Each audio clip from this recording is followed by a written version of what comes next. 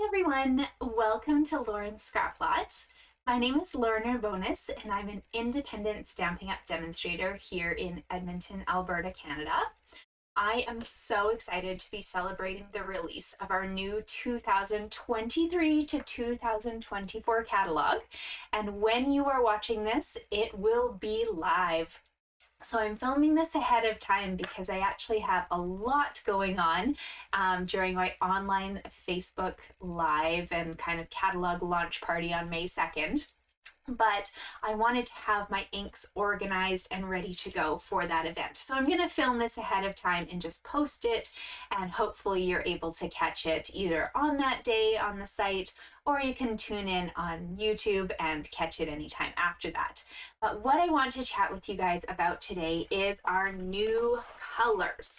Okay, so Stampin' Up! Has released not only 5 new in colors, these guys here, that we are used to getting every year, but in the mix of these pages, and if you've got this catalog, it's on page 122 and 123, there are 10 other inks hidden in there. So what I did earlier was I filmed a video where I redid my beautiful color wall according to a nice rainbow order and just kind of how I like to have my colors accessible. I gave you some tips on how I store loose things like scraps or opened packages of paper.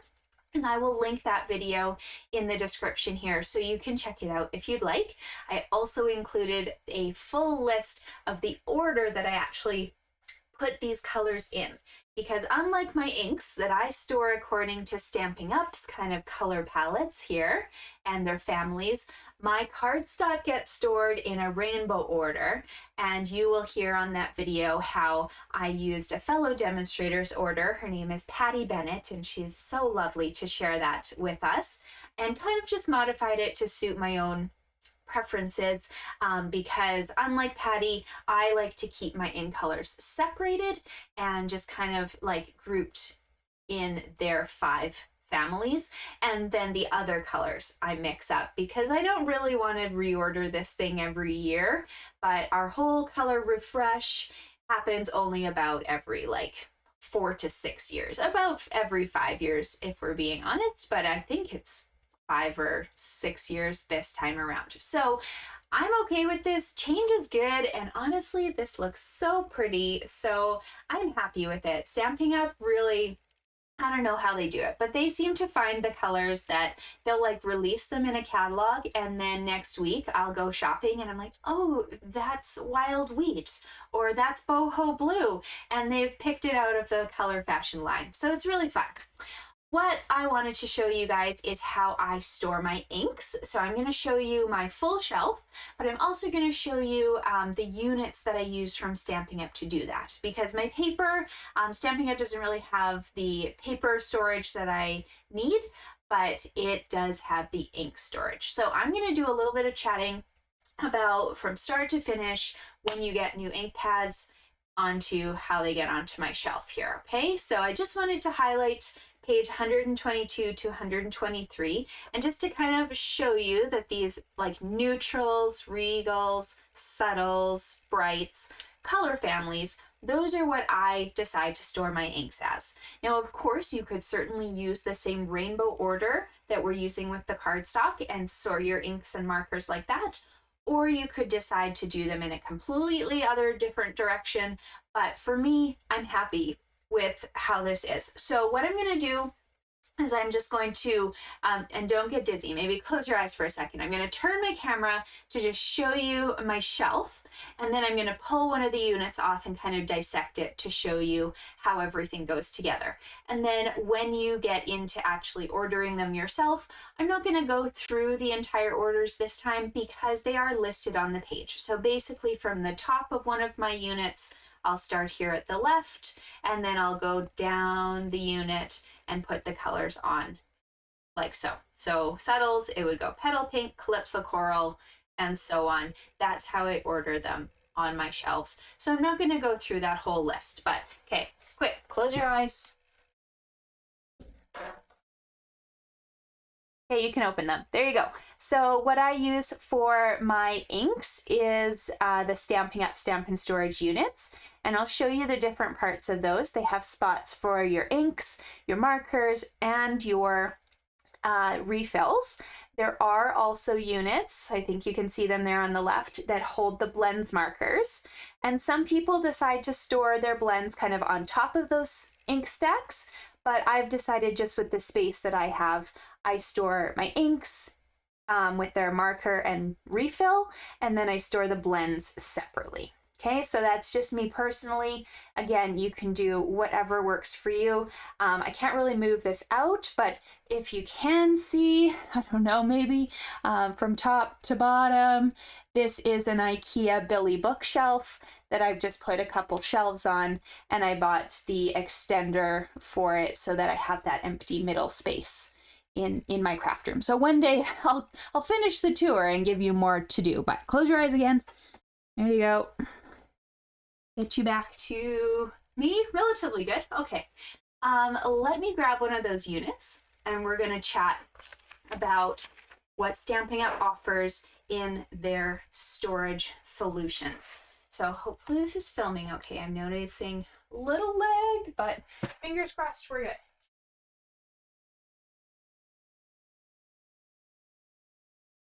Okay. So this might be a little fun here. So here we go. Here's one of my nice towers. And these are the units that I use from Stampin' Up! So down here is kind of what my trays would look like for the blend storage. So don't make the mistake. When I first ordered these, I was like, oh, I need just as many of the blends storages as I do the ink trays, because really the ink trays only store like one ink pad and set per unit.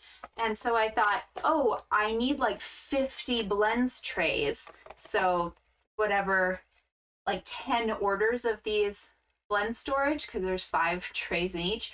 Don't do that. You can fit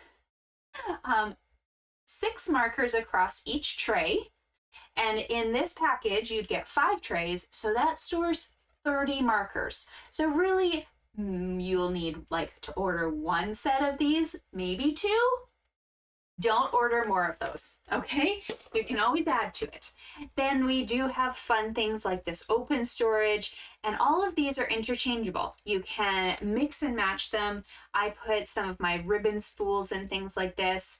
If I wanted to close one of the sets off, I would use this topper, but I actually prefer this topper storage that you can see right here because I store my ink refills in there. Okay, so that's the topper.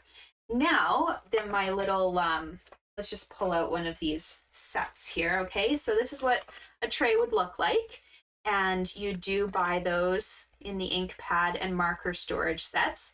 So you'll end up needing, you know, quite a few of those if you own all the colors, but just start with what you have and then you can interchange things too. So ink pad and marker storage, it's gonna look like this, and this is just for one item. So we've got our nice little ink pad that fits there and our pen, and that's pretty standard, but just a couple little hints for you. If you like to use things like our sponge daubers, they actually, whoops, don't throw that. I grabbed a new one, but they fit just in that empty space in the back there. If you have spots, these little Stampin' spots that come in our paper pumpkins, they can actually be stored right in the back here too. So it's a really versatile set. Of course, I would have to kind of take the unit apart every time I wanted to reach one of those things, because I can't just pull this out and my hand probably won't fit if this is connected. I don't think my hand would fit to be able to reach the ink spot. I'd have to actually lift it off and to retrieve that myself.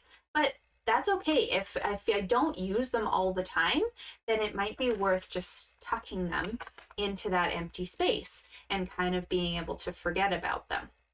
So that's storage. Now I want to talk a couple more things about color, one of which is about these Stampin' Write markers. Okay, so fun little fact, when Stampin' Up! Came out with, actually I'm going to pull out a new color. Here we go. Let's go with Fresh Fruit. When Stampin' Up! Came out with this latest set of markers, they actually changed the marker design, and so they're slightly different. I'm going to go over what the differences are and the fact, first and foremost, that you don't need to stress.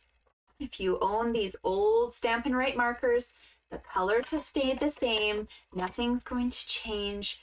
All that you're going to miss out on is a couple of the features from the new marker. So going forward, you'll get the nice new marker, and then of course in the existing collection, you'll still have the old design. So first thing you'll notice, there's a little bit different in length, like barely noticeable. Do you see on the left here, you've got maybe an 1/8 of an inch difference in length, no difference in width, so they fit in these slots just perfectly. Now, in the old markers, I believe are the stubbier ones, but funny enough, they have the longer lid. Okay, here's the old marker. We've got the skinny end here, and it's got that pen tip that you can write notes with. And then on the other side, we've got our fat end, and you can write and color on your stamps with that.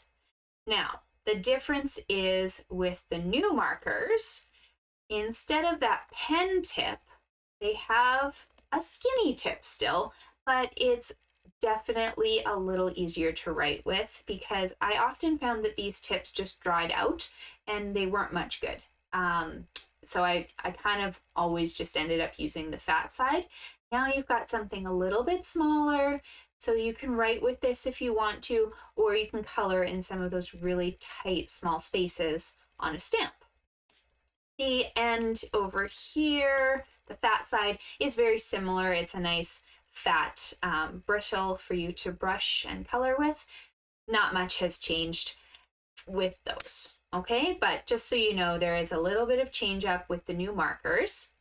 And if you're kind of looking at these and thinking like, oh my goodness, color refresh, that's just stressing me out. Like now I have to buy everything again individually. I need all new markers. You don't. Just start with the new core color collection. So I emptied this out, but on page 125, you look for this section in the middle here, these new core colors. You can actually buy the 11 new colors. So that's not the in colors, it's the new colors that got added to the cardstock for $55. You don't need to buy the new color families all over again.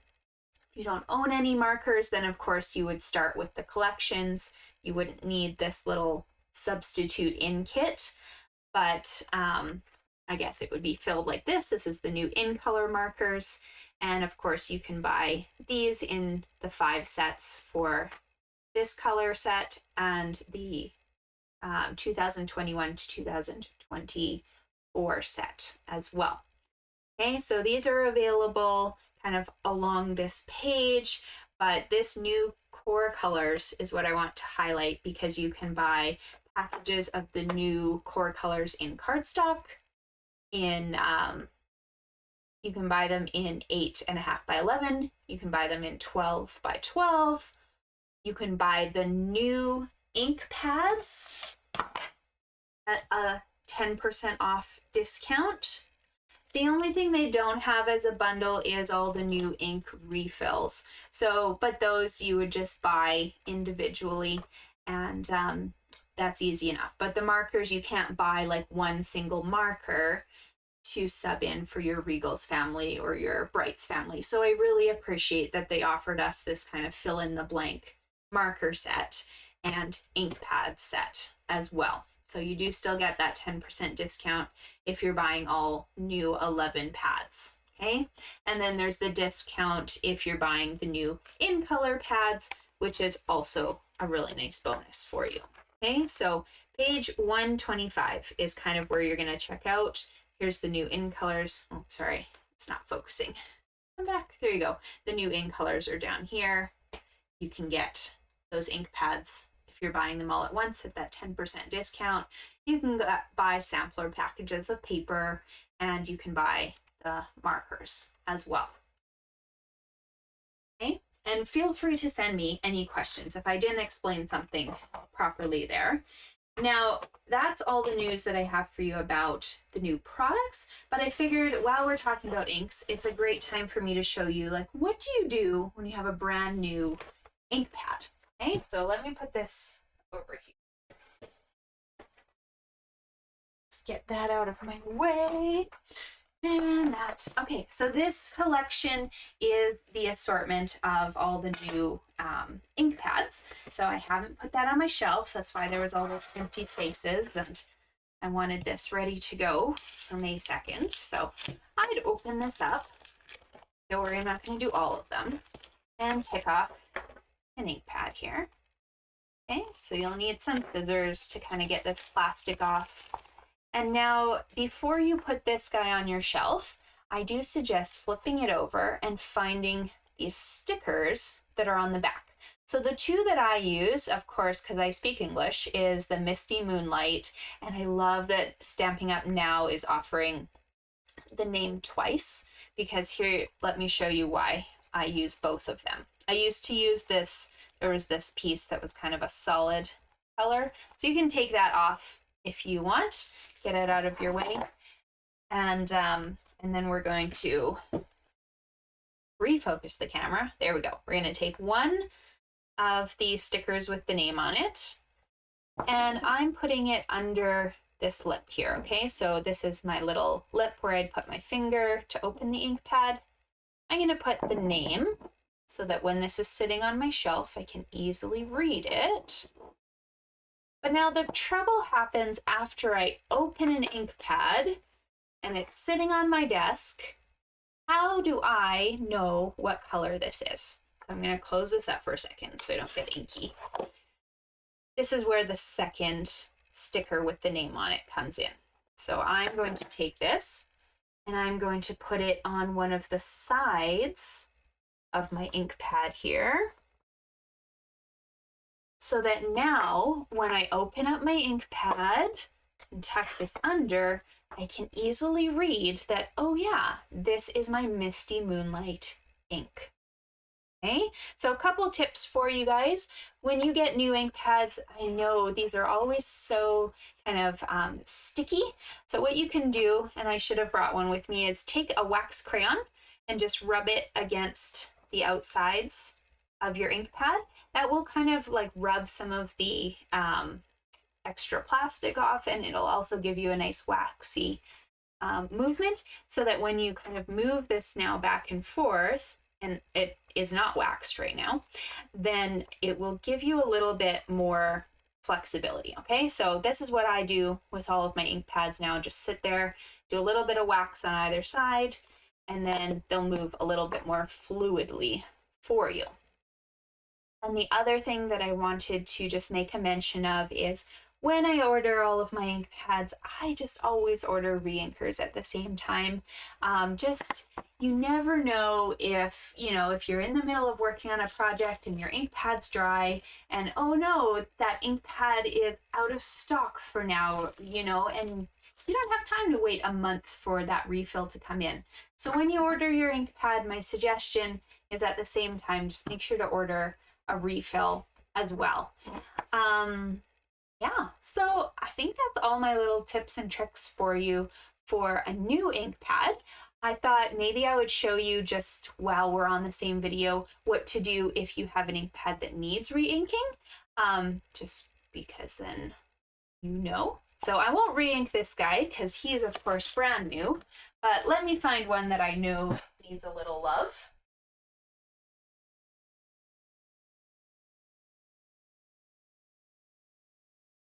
Look through my ink pads here in a second. Oh, you're good. Maybe I just re-inked a bunch of these. Here we go. Cherry Cobbler needs some love. Okay, so we've got one ink pad here that I have been using a lot lately, and so I probably needs a little bit of re-inking. The dark colors, you can't really tell that they're that dry until you go up close. This is very light kind of red in this space when I'm looking at it, but I know in the video it still probably looks rather dark for you. So what you're gonna do is take your refill bottle, and I have kind of used up a lot of this ink pad, so I'm gonna add quite a bit of refill.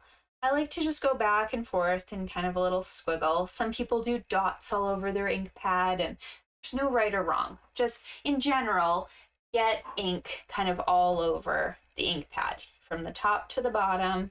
Feel free to switch directions and do that too. And then always cap that off. Then what you'll need is something to spread that ink out, because you can see, even now, you can see my lines where I put the ink. It's very blotchy. So I use a bone folder, an old bone folder, and I'm just gently moving the ink around. Okay, so I'm just spreading that, making sure I get to all the corners, making sure all the edges have ink, like this. Okay, and there, it's nice and juicy. So this guy you'll want to wash off as soon as you can, just so that it doesn't get ink all over your other stuff. And because we still need our ink to soak into the pad a little bit more, what you're going to do is you are going to close this up. But just if you notice, when you close an ink pad, your ink actually sits, you see this pad? It sits upside down when the ink pad is upright. So what I want to do so that the ink soaks all the way to the bottom of my pad is just turn this over on my workspace and leave it for about 20 minutes. Okay, it's not going to kill it if you leave it longer. You don't want to store it like this forever, because then your ink will start coming out.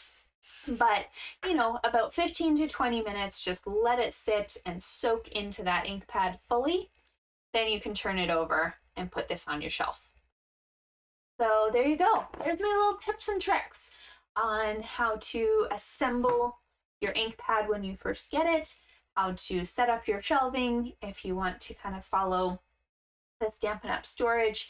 And I hope you enjoyed it. So if you want, send me pictures of your craft rooms. I'd love to see what you have done differently.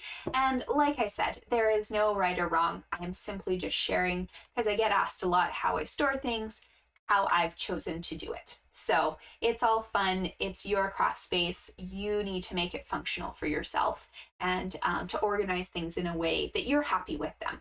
Okay, so maybe I'll do another video in the future on how I store stamps or dies or something. So comment below if you want to see something like that. But for now, I have linked the video showing you how I organize my paper. And then of course you can get busy organizing your inks too. Thanks for joining me, and I will see you later. Bye.